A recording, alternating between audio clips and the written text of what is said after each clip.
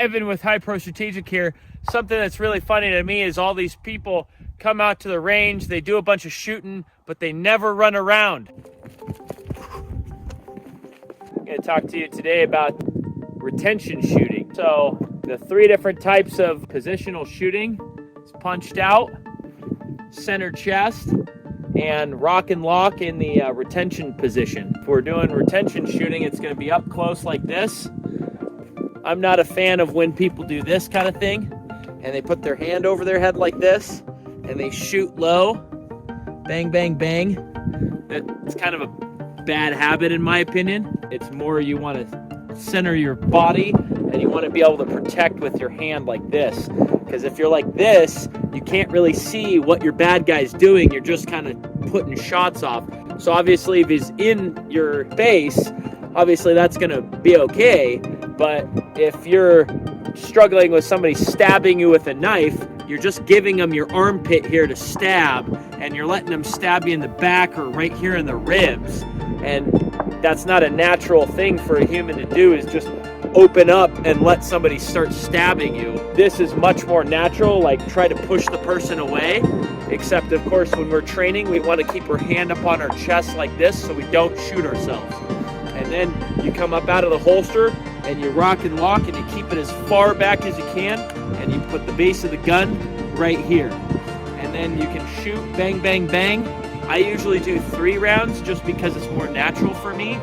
Some people do 1, some people do 2. I typically do 3, that's what I train to do. And then from there, together, and then this is center chest. So that way if you're clearing in buildings and stuff, you're gonna wanna shoot from this position, or at least know how to shoot from this position, because you don't wanna punch out and give the bad guy your gun.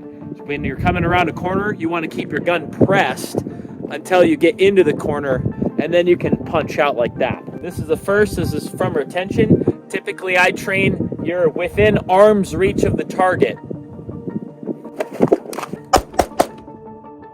And if you can see, I shot a little low here, and that's natural because that's where the gun's gonna sit on my hip. If I'm aiming too high, that's bad. I don't wanna be aiming way high.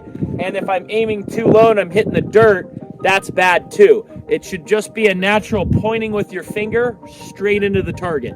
And then from there, you'd back up into pressing shooting. From there, I'm gonna do this. I'm gonna go safety circle.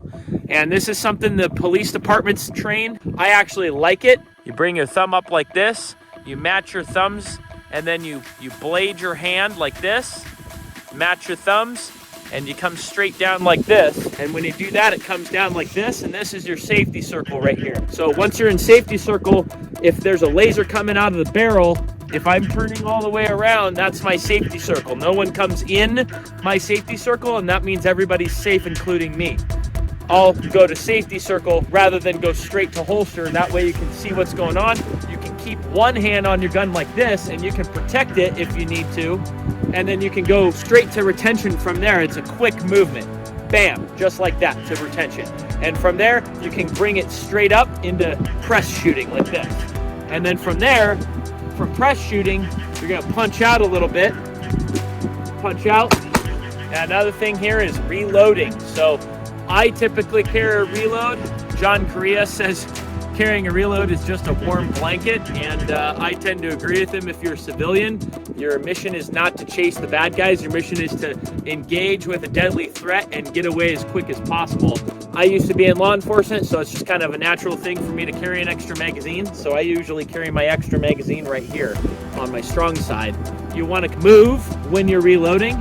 That's how I train, is I try to step off the X to get away from just standing and delivering in any kind of dynamic gunfight, or any fight really in that matter. And generally speaking, the human body, you're gonna freeze up and stand and deliver, or you're gonna move. And if you don't train for moving, well then you're kind of SOL.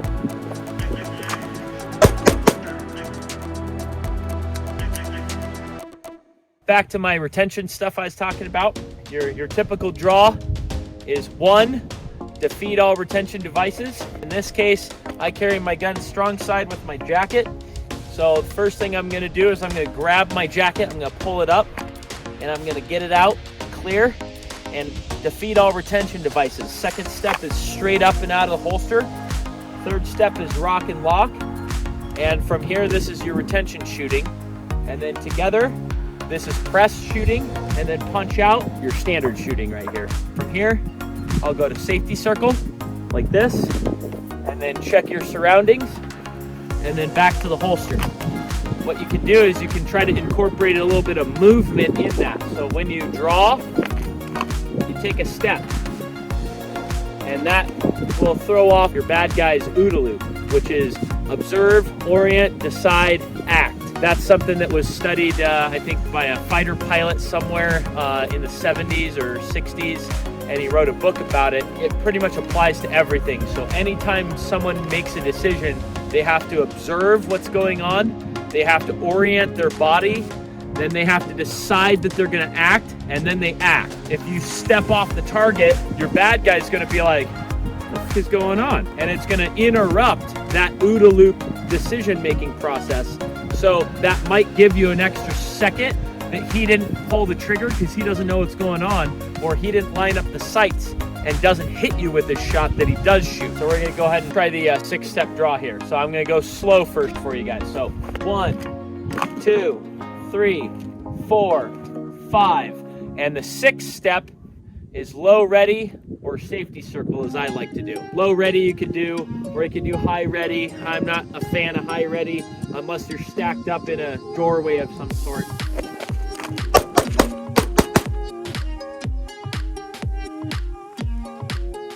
Another thing I want to talk about is one-handed drawing and one-handed shooting. One-handed drawing, especially if you're carrying a concealed weapon, right? You can't come down here and grab with your coat with your other hand, because let's say you have a kid, got groceries or something, and when an incident happens, you don't let go of the groceries, because that's actually something that happens to people. That's why they say try to practice dropping stuff when you're shooting. That way you can practice that, so in real life when it happens and it's under stress, you'll do it rather than hanging on to it. One-handed shooting for me, if you have a kid, a little toddler or something, you want to hang on to him because you don't want him to run off somewhere. So I want to hang on to my toddler. If I've got him in my arms or something, I can't use that arm to now pull my gun out. So you have to practice drawing with one hand and getting your gun out as quick as you can. The way I do that is I grab right here, pull it up, and I come straight back down on my gun, pull it up. Now I've got it out, but now I've got it out with one hand rather than two hands. We're gonna practice that as well, and it's the same exact kind of step.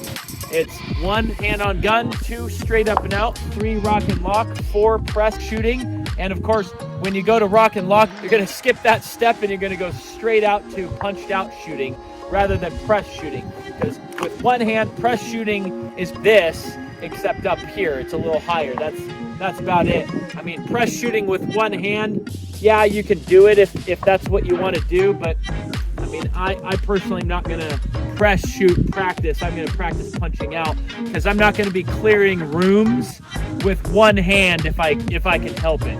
And that's the only reason you're gonna be press shooting, is when you're clearing doorways or rooms. It's gonna look something like this.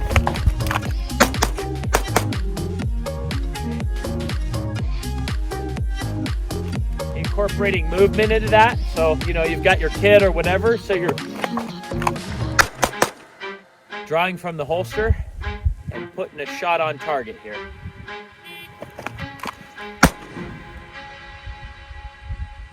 And that was 170. Try it again. Same exact time. That's a little crazy right there. How's that for consistency right there? Try it a third time.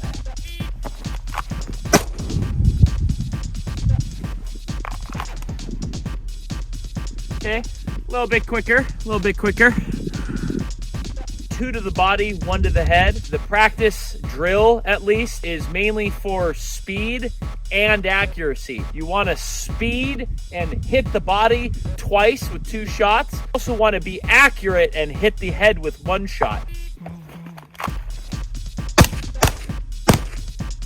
Now, another thing I practice is doing push-ups or any kind of thing that gets your heart rate up, and then you come back and you shoot. I'm gonna sprint down there and come back, sprint down there and come back. I'm gonna do that 3 times. And after I've got my blood pumping, then I'm gonna shoot, and it should induce a little bit of extra stress, and we'll see how much longer it takes me to shoot that 2 to the body, 1 to the head.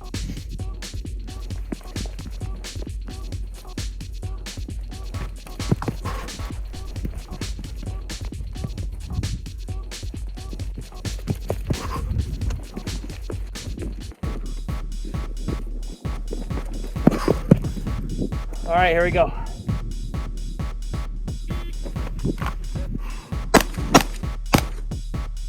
Let's see how I did. Come with me. All right, well, my last 2 to the body, they were here and same hole on the head. And now after I sprinted, I pulled my shots off a little bit there, but I still had the same head shot because I was trying to breathe. And you can hear me now. I'm breathing pretty hard all of a sudden. Definitely something to work on if you're out on the range. Try coming to a range that's open where you can sprint around. And that's why going to a range where you're just standing at a booth and you're just shooting at a target that moves up and down, that's not great practice, because that's setting you up for failure. That's setting you up to stand and deliver your rounds and not move. If you practice to be moving while you're shooting, that's the best thing you can do. Now we're gonna practice walking up and down while we're shooting.